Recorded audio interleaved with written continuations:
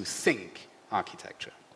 But let's go back to Colin Rowe, because I think he's a useful specter monitoring this conference.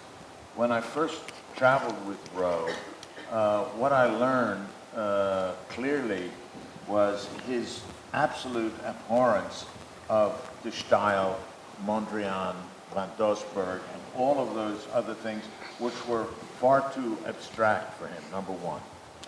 And in a certain way destroyed his concept of ideality, which you know was something that moved us apart. But one question which I think should be put on the table, especially in light of the fact that Peter Bojanic is one of the authors of this conference, is the idea of the linguistic. And to me, the way of moving out of Rowe, and which appears first in my dissertation at Cambridge as early as 1963, is the idea of the linguistic and the relationship of linguistic analogy, the possibility of the linguistic analogy informing and moving architecture away from its narrative functional focus into something more abstract that was not abstract in the Mondrian constructivist sense of the word. And we haven't mentioned the strain in the work which led me to Derrida through starting from Chomsky, Jakobson, etc., the kinds of things that I was reading that influenced me, greatly early on, and inhabits the post-functionalism essay, inhabits many of the early essays, is the question of the linguistic, which none of us have talked about today. But, for example, I would argue what differentiates Scott's work, which I enormously admire, and my work, is there is not a trace, as far as I can tell, good or bad, of the linguistic in Scott. His work is more architectural than my work, for sure. And I would think that the thing that we are skirting around is the linguistic dimension, call it indexical if you want, because it comes out of Peirce. And my whole reading of Peirce, or misreading of Peirce, has to do with the difference between his three categories of sign, symbol, and index, which I think is very important. So, like Jörg, I want to hold off to the discipline autonomy, because I was waiting for that to talk about things like that, but that shouldn't stop others from entering that provocation. This is a hard thing with a conference where each section actually bleeds into every other topic. So, I mean, we have one advantage of being first. We could take over every topic, but I worry that we won't leave anything for everyone else. No, I'm certain that there'll be plenty to. You think? Well, maybe there's some questions from the audience. We should turn on the lights. I don't know if there are some questions that are provoked with other speakers. I mean, we can do that, or just to ask the participants if they might say something more. Well, maybe I should react to Peter's question about the ornament, because I have not answered this. No, you haven't. Right. And I think the interesting thing, and this just came up to my mind, the ornament, the discourse on ornament, and what Preston just presented is a kind of parallel. So the moving from the horizontality, from introduction of the tilt, the three-dimensional unfolding and blurring of the object, and the tabula rasa. And I think in Peter's work, especially if it comes to ornament, the process in the indexicality again opens the ornament, or how can I say, breaks with the flatness and the pictorial qualities of the ornaments and introduces in a kind of three-dimensional blurring the image quality in image and space. And this is, for me, very interesting. This is why a little bit also insisted on this indexicality, on the process. And this I now understand. This is not part of my book, that somehow the indexicality, the process, and somehow the three-dimensional quality which results out of the making, of the process, of the making, of the material making of things, and not just on the pictorial, two-dimensional making of things in their flatness, that their results, that there's Peter's work result in a kind of further, how can I say, further, not development, a new quality somehow which reconnects the process back to a classical form, and we see how it unfolds and how somehow a line is taken up from history, transforming it into a new quality. But maybe we will also discuss this tomorrow in the history, Palladio and Alberti section. Yes. Another point that I want to make, in my subconscious attempt to displace Colin Rowe's obsession with the ideal, etc., and of the return to history in a certain, as a rhetorical device, one has to mention another term, and that is Zeitgeist. It was the thing that operated for Colin Rowe as an enormous anxiety was the question of Zeitgeist, and he would always call me one of the Zeitgeist people. And this for him was a real problem. Karl Popper was one of his famous readings that against the question of the Zeitgeist, against the idea that the spirit of the age had a required aesthetic and that one had to deal with it. And what we've been talking about today, assuming again a naturalness about it, is the question of moving from the modern to the postmodern to the digital, as if that was obvious and necessary, which is a completely framed within the idea of the Zeitgeist. So I think we should put it on the table, if not for this panel, but certainly for when we deal with Palladio and Alberti, etc. What is the role of today in the question of the Zeitgeist? Because there's no question that Ned Kramer's remarks are of the Zeitgeist. No question. If you look at student work, nothing to do with modernism, etc. It has to do with what they see as the Zeitgeist. And the real question is, what is our feeling about this? Is it something that one has to deal with? Or was modernism something other than of a particular moment in time and place that was displacing about it? And I think that's another issue that we need to put on the table. Well, if I may, I just brought a few slides because I had the impression that we were given 10 minutes to add a little something. I brought a few slides that I think will relate to the question of Jörg's ornament, the idea of the two-dimensional plan breaking out into the third dimension, and also the question maybe of the Zeitgeist, because the 2.5 dimensionality that could you just open it, that I mentioned, I think has its place in the 20th century history, and therefore is very Zeitgeisty in a way.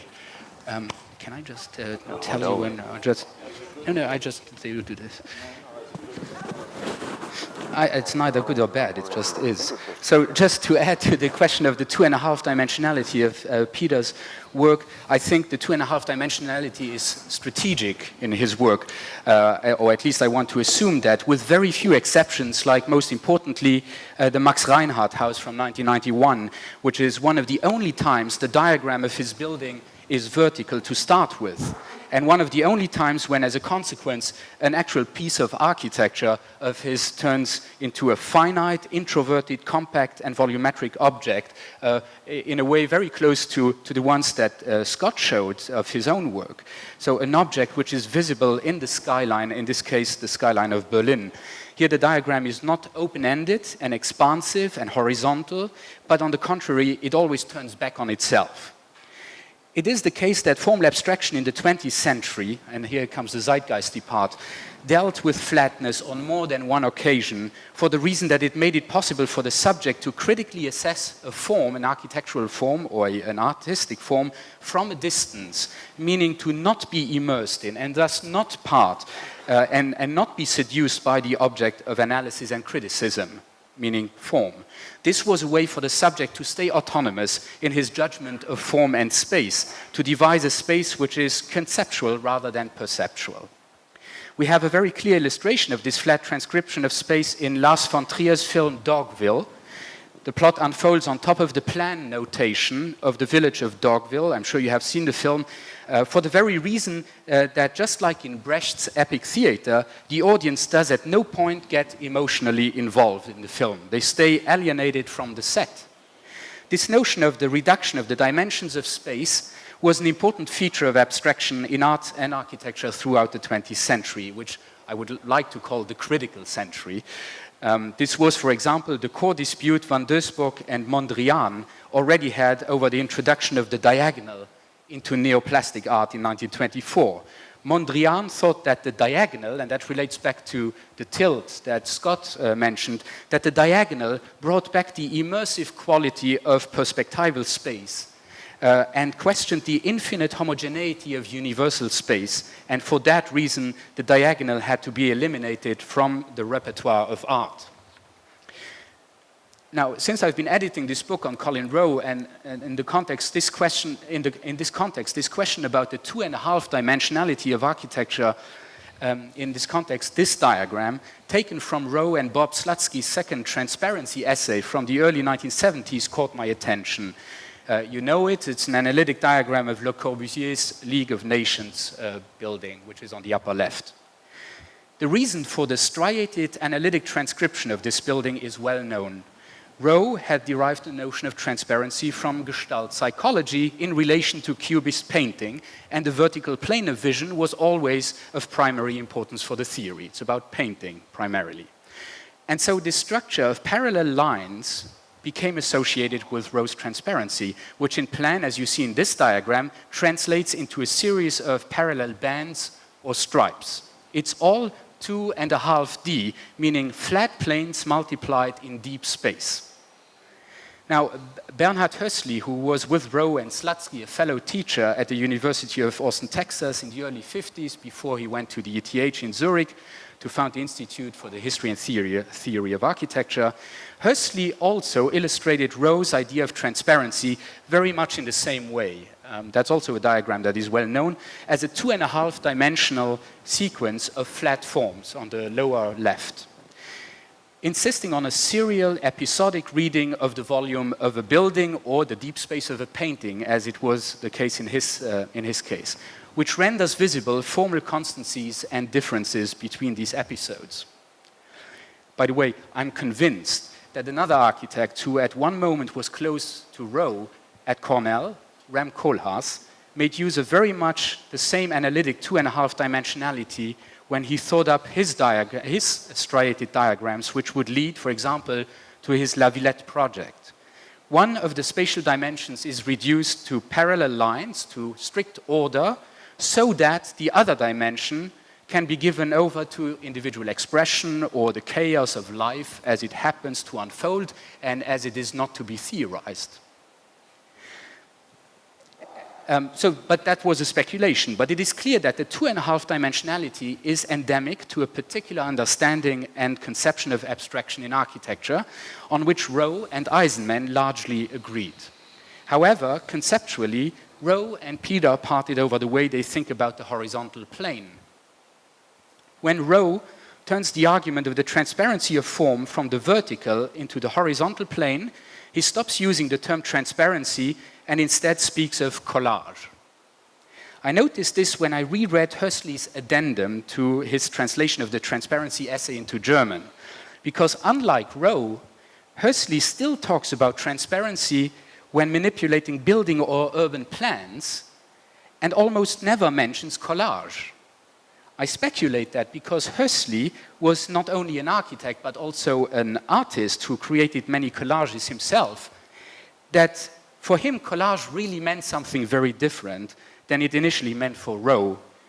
Not all collages hinge on the perceptual transparency, where you look into deep space, where you seem to be looking into deep space, but they are based on formal ruptures, on tearing up paper and gluing it in new combinations.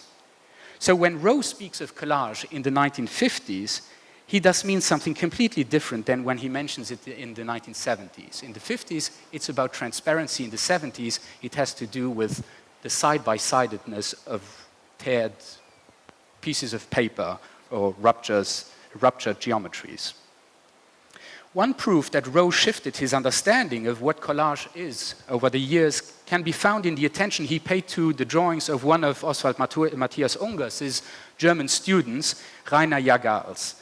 In these drawings if these drawings are to be understood as collages, they are not collages in the sense of the superposition and coextensiveness of transparent geometries, but they are well about the side-by-side coexistence of differentiated structures. So you don't see through the structures to a layer that lies underneath the canvas, but these are different geometries that sit side by side to one another.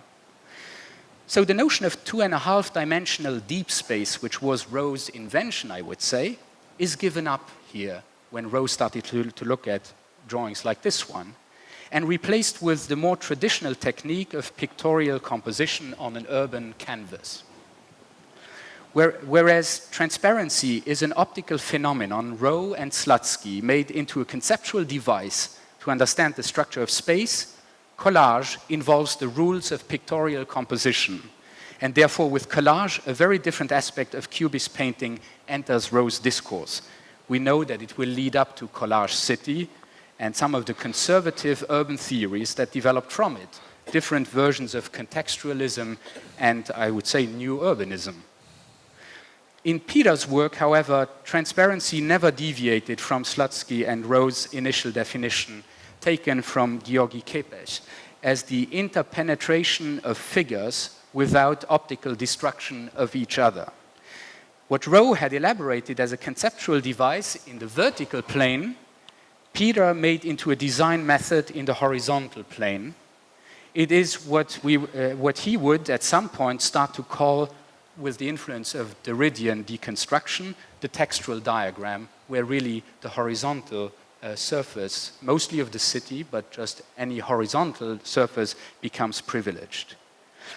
And as with Rowe initially, Peter's 2.5 dimensionality builds up a particular idea about space, the space of difference, what I think we can call postmodern space, without, of course, being po-mo, we talked about it, and not stylistically postmodern, where immersion of the subject is a conceptual insertion in between formal horizons. Peter mentioned, for instance, that at the Holocaust Mahnmal, there is a diagram on the bottom of the monument and one on top, a topography on top. And the in-between is really just the connecting of dots.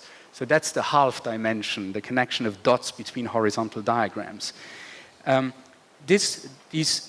conceptual insertion of the subject in between formal horizons makes clear that forms are never rigid and set, never unified, but they oscillate between one condition and another one.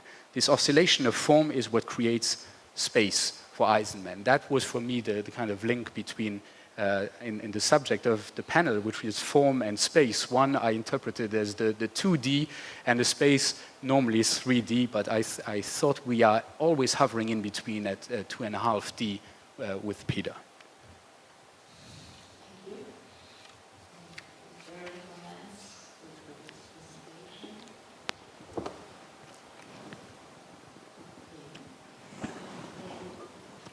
I have a quick comment on the presentation, and then I also wanted to return to the Zeitgeist comment. I thought the presentation was excellent. The only thing is that I wouldn't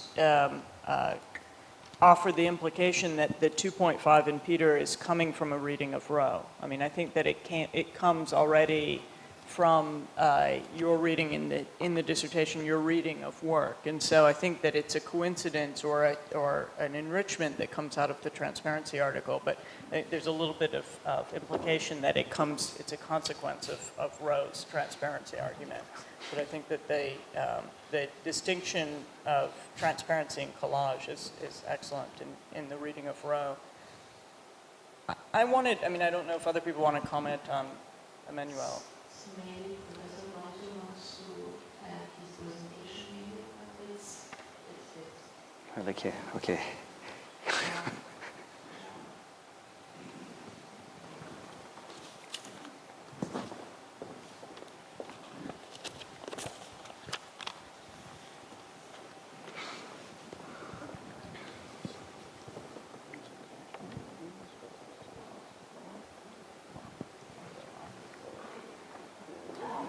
Where is his presentation?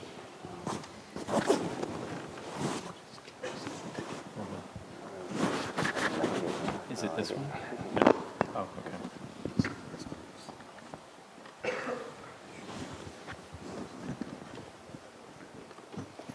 Okay, thank you.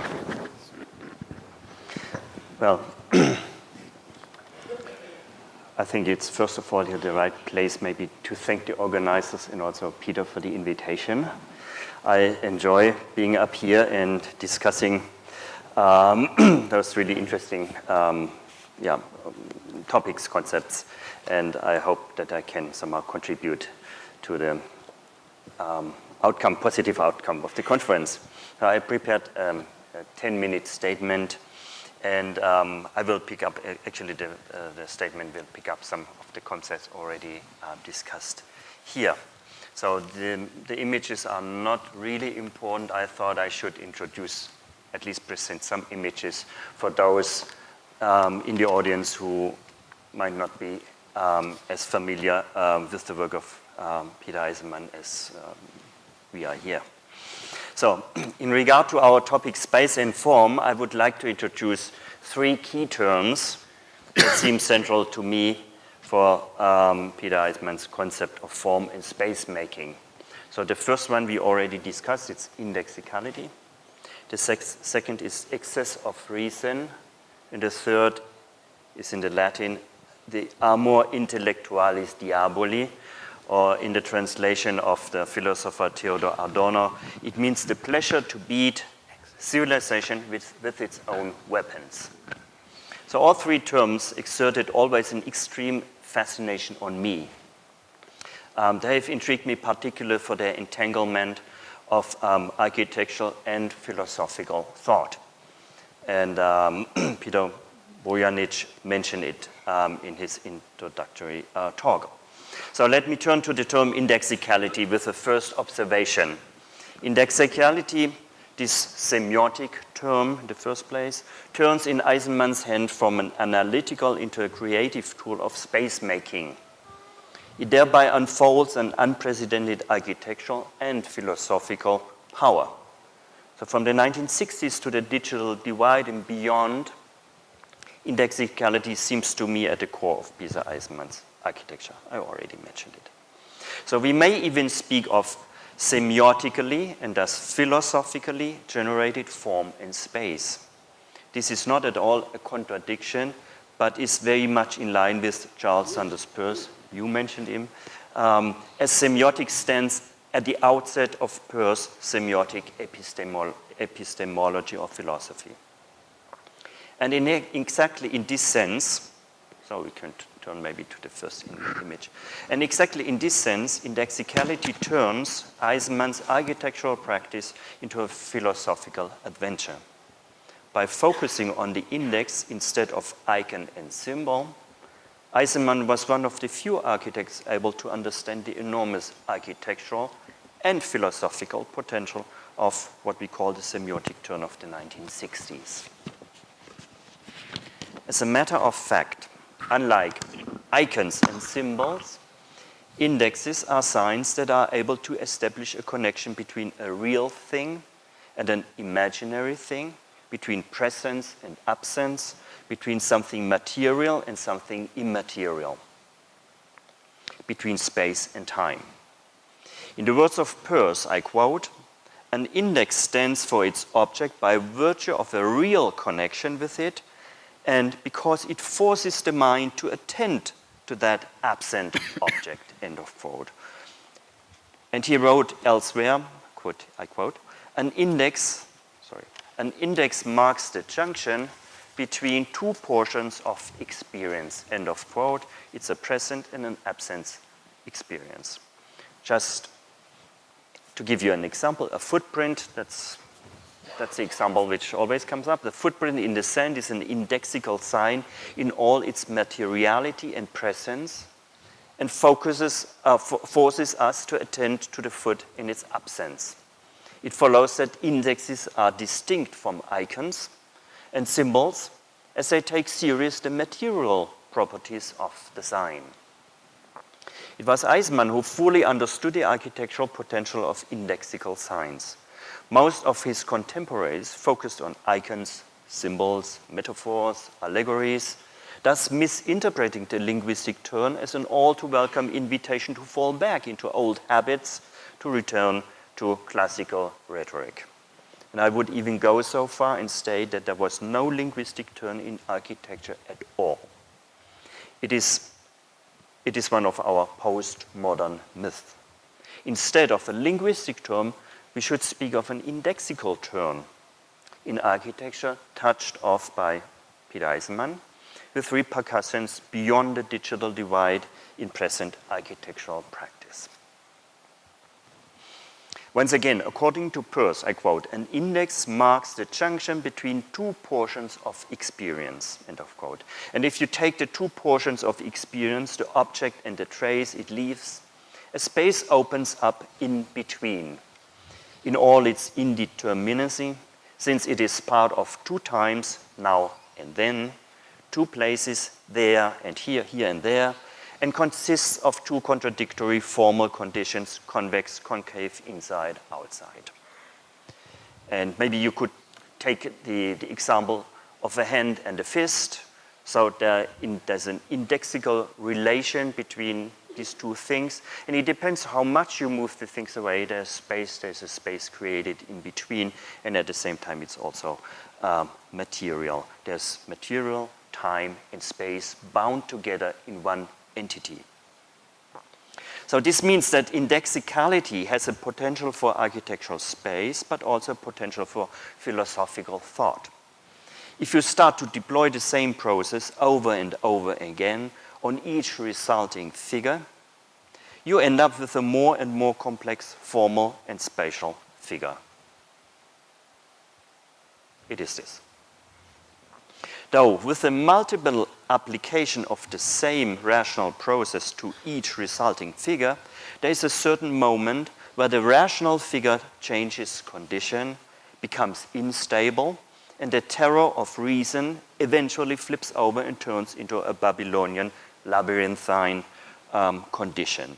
So at the point of excess of reason, so this was my second point, at the point of the, I would say, terror of reason, which is nothing less than the terror of theory, the logical weak form process eventually turns into an almost ecstatic space in regard to its mental as well as physiological bodily condition. So in this labyrinthine space, reason is thrown back and catapulted to its origins onto the body, since reason has its point of departure in the bodily reason, as we may state with Michel Foucault. Take any of Eisenman's houses projects or take the monument, here it is, for the murdered Jews of Europe. In each case, more or less, there is this point where the weak form process turns back into strong effect space. It is probably one of the strongest architectural experience when by its own logic, reason is forced to show its reversed side. When the immaterial rationality of reason comes to the fore, what you may call reason's bodily condition, or in the Nietzschean sense, its Dionysiac condition. With Walter Benjamin, you may call it reason's mythical other, or the historical index, which might be misleading for the word historical. He means something rather precise here. So this is the point where also my third term comes in, Eisenman's amor intellectualis diaboli. Amor intellectualis diaboli, or as Horkheimer and Adorno termed it, the pleasure to beat civilization with its own weapons. Through endless repetitions of ever the same processes, Eisenman's amor intellectualis diaboli exercises an excess of reason, driving the extremely logical design process, metaphorically speaking, to the point where it bites its own tail. And it is exactly here that the space for philosophy opens up. And it unfolds from within architecture. For the prerequisite for this epistemological condition is an architectural, that is a spatial condition, based on the material condition of the indexical processes. Maybe this might illustrate on here. Okay. Where logic starts to bite its own tail, this is exactly the point of the end of metaphysics. By the end of metaphysics, but the end of metaphysics does not come from the outside. It is not imposed on architecture by someone, willfully or rowdishly. I like this word. Not at all. It results from the continued consequent folding back of the same rational process onto itself. And in the resulting relational space, metaphysics is replaced very much in the sense of Peirce by a relational logic. And please note, the philosophical epistemological condition arises out of an architectural condition, out of the Babylonian labyrinthine space. It's architecture which produces its own philosophy. Eventually, now I'm coming to the end. Eventually, the excess of reason is neither aiming at a disintegration of reason, nor does it take aim at a post-structuralist subversive undermining of reason. Instead, it opens up a horizon for cognition. As Manfredo Tafuri once stated, in Italian, l'eccesso è sempre portatore di conoscenze. In English, excess is always a carrier of cognition. And in this regard, still valid is what Adorno held in Aesthetic Theory, this book. I quote, "What was fruitful in modern art was what gravitated toward one of the extremes, not what sought to mediate between them." Not by mediation, but through the excess of reason, and thus through Eisenman's architecture practice, become mind and body again mutually dependent, the parallel of reason and senses, of the cognitive and the sensitive, what we inherited from enlightenment is dissolved. Thank you very much.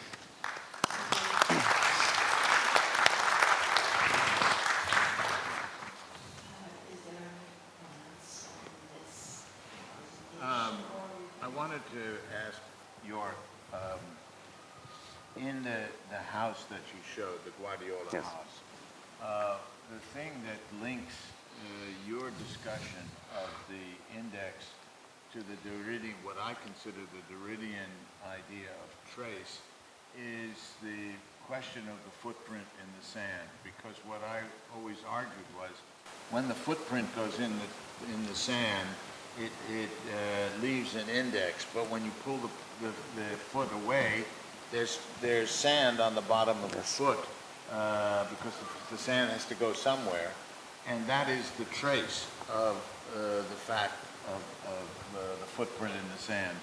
which leads one to the question of trace in relation to index. And I would argue that unlike the earlier projects, or even unlike my later projects, the Guardiola house distinguishes itself, as opposed to house 10 and 6 and those works, by the fact that the introduction of the trace, it's the first time that one was using this concept, and the kinds of drawings that you were showing are articulate in the fact that there are indices in those drawings, but there are also traces of in those drawings, which doubles down the concept. So I just wanted to briefly add that. And you could argue that this combination of trace and index leads to an incrustation and excess, which you might say is ornamentation. And in fact, Harry Cobb argued the former chairman at Harvard, argued very strongly about the building at Cincinnati, that it was, even though it was traces and indices, a new form of ornament. This was back in 89, whenever it was, that in fact this sort of overemphasis of this became an idea of contemporary ornamentation, just to bring things together. Well, here in my little presentation, I did not really make a difference between index and trace. Right. But it is interesting because you also mentioned the firstness, secondness, thirdness in Peirce. Right. Maybe we should make a differentiation of the index in terms of Peirce. Right. Maybe differentiate it in a first, second, third category index. Exactly what you said, the index and the trace, which is the double reversed traces, and maybe also a third figure which results from this. And that could be interesting extension of Peirce semiotics or semiotics philosophy, and then somehow binding the architecture and philosophical discourse. In this sense, it would come together. That would be the borderline, or somehow the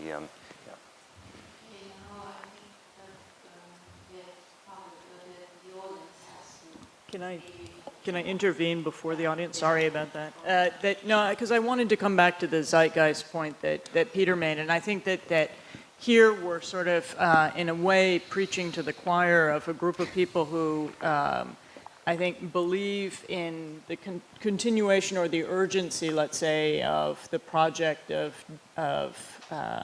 complicating a reading in order to find a cultural argument. But I think that you're right, and part of what I was trying to point out at the beginning is that the zeitgeist is shifting around us, and I do think we have to actually pay attention to that. So if we have now, if we're surrounded by a world that has this emphasis on responsibility and reading the object as something, a discussion of the object as irresponsible or irrelevant, I think we have to figure out how we're going to respond. And I wonder if part of it comes from two things. One is whether the project of the singular subject being destabilized is perhaps too normative today. In a world, we've discussed this, where media has destabilized us to a certain extent, and we're so used to destabilization that it's hard to see it anymore, even when it's put in front of you. And I wonder if there's a sense that architecture is weak in that role, and so a sense of, well, finding a stronger role in problem solving or responsibility. But I would argue that the role of the project of the destabilization of the collective subject, which I think is always at the heart of architecture, unlike many other arts, is still not yet articulated and is maybe too scary for people to enter into as a topic. But that's where I think that also a shift in your work from the houses to the more public projects or the more urban projects has engaged that. So the monument in Berlin, Santiago, I think even Arizona, engage in a destabilized collective, and that is necessarily has a political repercussion. But I think that the sort of, we have to be a little wary of a kind of complacency of that that question of relevance or zeitgeist today, because I think that we, unless we can find a way of articulating why the object is, and a reading of the object is still relevant, we can vanish into a very sidebar, essentially. Well, my response to the general problematic that you raised, which is, I think, very real and all of us face, is that in academia, we have a responsibility to give to the students the possibility of a knowledge that no one else possesses. That is, a knowledge about the discipline of architecture. That's why I stress this. It doesn't matter what anybody thinks of whose project, when, where, etc. To learn to be a composer, you don't have to ask the audiences, what do you think of Wagner? What you have to do is learn what makes Wagner a composer that's worth studying. And so whether people like Le Corbusier's urbanism or don't like his urbanism is irrelevant to training the expertise, the disciplinary expertise that architects must have. If they don't have this and become amateur sociologists and become census takers as to what the pulse of the community is, they've lost their relevancy. So I would argue precisely the reverse of what most populist bottom-up thinkers are arguing, is the only way that architecture stays relevant is to produce a continued expertise among those people that are studying architecture.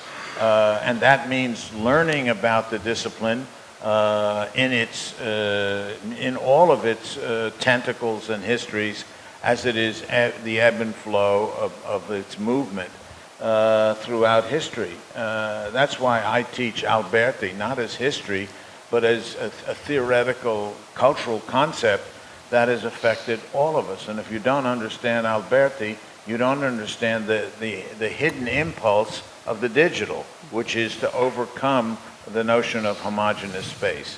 That's the role of the digital. And it seems to me that we will become irrelevant if we follow the Pied Pipers of people that say we need to learn about sustainability and bottom-up thinking, because no bottom-up thinking ever produced Le Corbusier. Without Le Corbusier as a model, or without Alberti as a model, the discipline, it doesn't exist. And the difficulty we face is that none of the people are trained as literary experts. In other words, they don't know what makes Proust Proust or Faulkner Faulkner as a daily occurrence. But everyone, especially people in this audience, thinks because they grew up in space and time that they're experts on architecture, clouds the issue, and therefore they all feel entitled as a way for their opinions without necessarily knowing anything which grounds it. And so I think architecture faces a critical situation today, because I think the only way that we can overcome this nascent populism, the nascent know-nothingness, the nascent trade school attitude toward curriculum in architecture is to continue to practice and preach an expertise that can only be gotten through architecture. And I would like to think that all of us here believe that in various forms. And I think what is at issue in a panel like this is the fact that many of our colleagues who are not here perhaps not only don't agree, but obviously are threatened psychologically by this continued existence of that kind of expertise. Thank you. Well, I think that we're approaching the end of the session, but I'd like to see if there are some questions from the audience.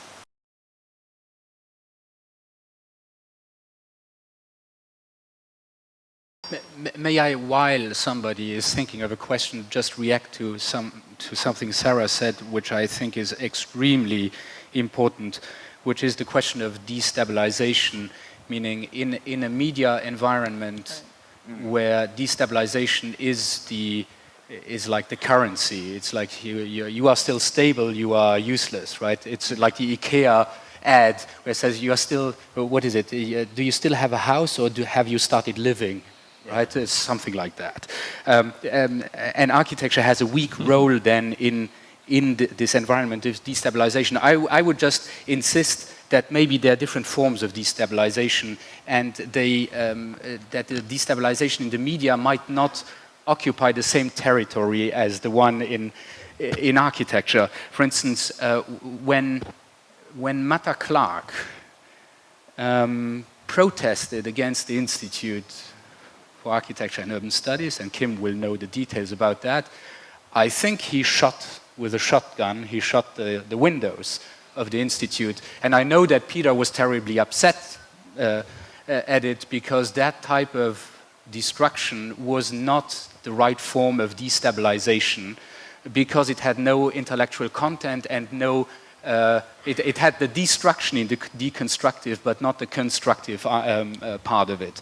And therefore, that type of destabilization would have been was unacceptable to Peter. And so I would think that while the destabilizing role of theory might have changed today, and I'm convinced it has, it's not disappearing, it's not going away. I think destabilization will stay important and relevant. Yeah. I want to make a footnote to the Matta Clark. To come and shoot out the windows was not just a literal gesture, but an iconic one, returning back to Kristallnacht. There's no question that shooting out the windows of an establishment that was essentially Jewish in its organization and principle for Matta Clark was not without reason and premeditation.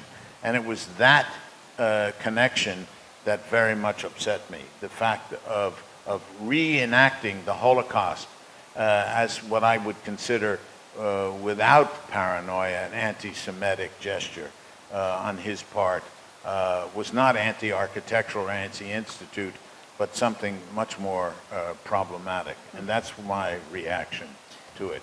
You don't come into a place that's doing a thing called ideas model with a gun to shoot out the windows. What a funny thing to do in such an institution.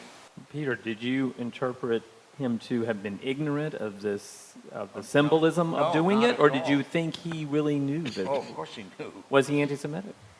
Did you think he was anti-Semitic? Well, let's put it this way. He was anti what the institute stood for. Uh-huh. Okay. Because, I mean, he had already been, let's say, bringing violence to bear on many objects intentionally. For example, looking like a cannon had shot through buildings in the Pompidou prior to the demolition of the Pompidou building, and other buildings which he shattered and crushed and enacted violent processes on. So I'm a little bit, in fact, I wanted to ask you something, Peter. Could you compare, it suddenly struck me, that the shooting through of these windows, if we leave out the implication of Kristallnacht, please for a moment, if you could, just for a second, is a little bit like, when he said it was literal and material and actually physically manifest, a little bit like punching the holes through Derrida's text. Isn't it a little bit like that? And the objection you had to it, if you leave out the Kristallnacht element, is a little bit like his was regarding the way you voided part of his text so literally. No, I would argue that voiding the text was cutting holes in it, I mean. Symbolically akin to what he was doing in the text. I see. But the literalization of it, the physical enactment of cutting holes in it, is something else. It's not writing about it, which you would also have done. It prevented you from, but by the way, you have to remember that we gave the bits in a bag. Oh, so you could put them in and still read it. So you could fit you could fit the bits back in if you were so obsessive. Okay, that helps. Well, I guess Matta Clark should have provided replacement windows. Yeah. The whole thing also was many people wrote to the publisher and said, we've got a bad copy. It's got holes in it. So there were a lot of issues involved. I think it's very different than enacting a violent. Than to come with a rifle and shoot out windows. He made a very big mistake if he had no idea that it might represent something like crystal knock. Had he found another way to enact a process of physical just the destruction, yeah. would have been more consistent with his own work and not have gotten into this territory of the symbolism of the crystal knock. Certainly he ran right into the territory of the symbolism. He did. Well, had he brought a cutter knife and produced the exact same shattered windows, but cutting them according to a logic, that would have been totally okay with you. Because it would have given you the impression that it was done in a meaningful way. Right. Yeah.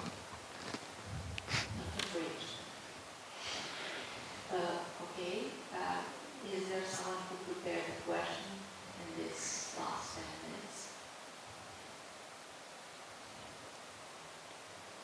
I can see that. We came to Serbia for questions. Right? We could reenact this in Yale University. There's one. Very quickly. So.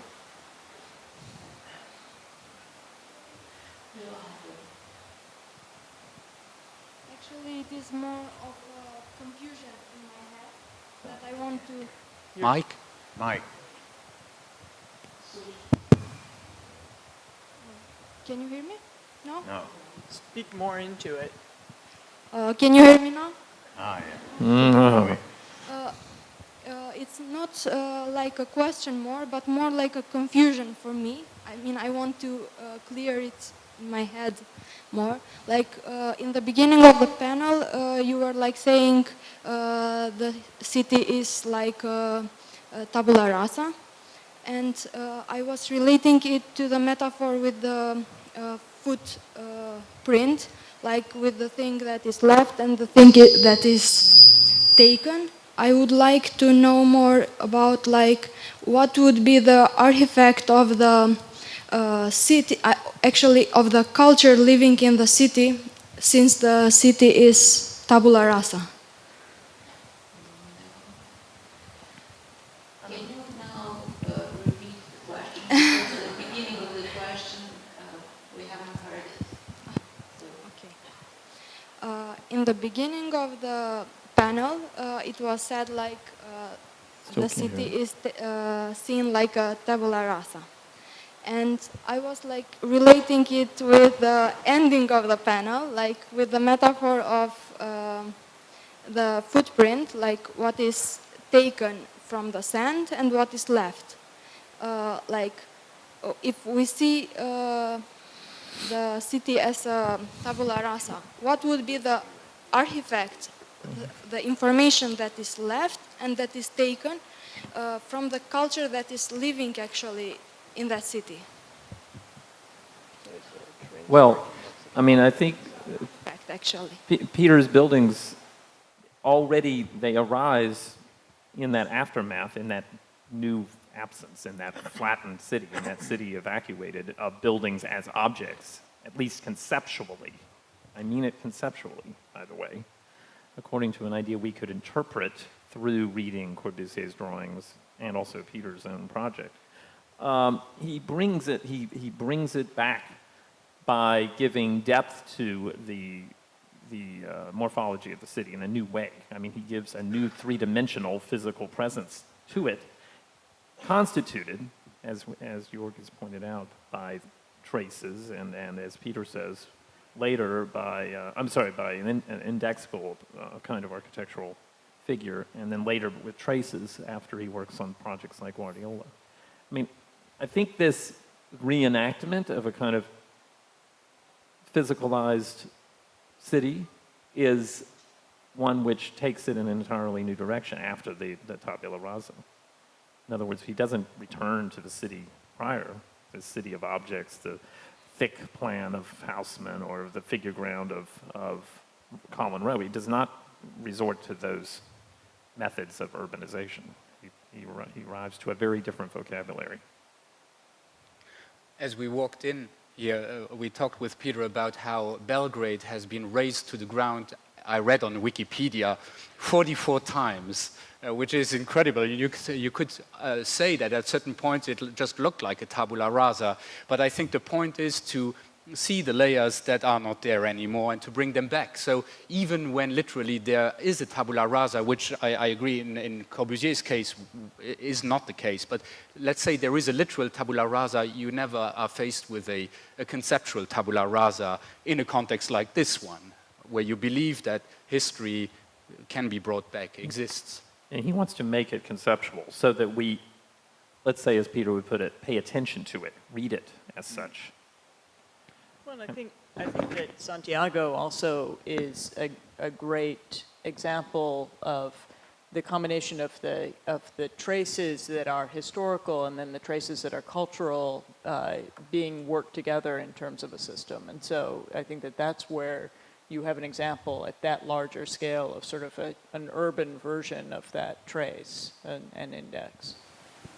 But I think Santiago, to just bring another dimension that will be discussed later, also brings the traces of the digital. In other words, that we're not talking just about axes and grids, but we're talking about vectors and the possibility of energy and direction and these kinds of things, which can only be diagrammed, let's say, out of a digital role, in other words.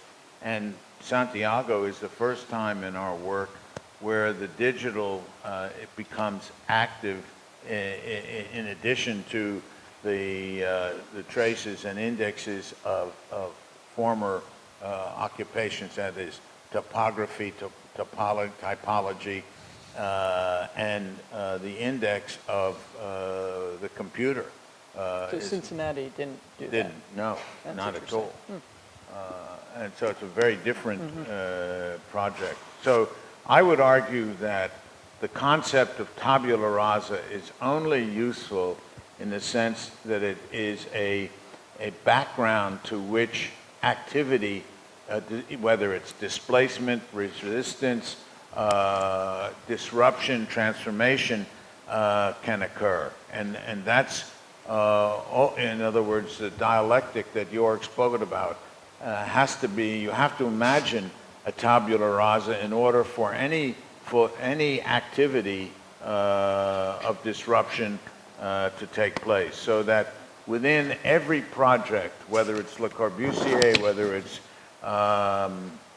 Unger's Row, Koolhaas, or whatever, within every one of these discourses, there is a presumed tabula rasa that is acted upon, against, resisted. And I think that's what everyone here has been, in one way or another, talking about. I don't know if that answers. You got that?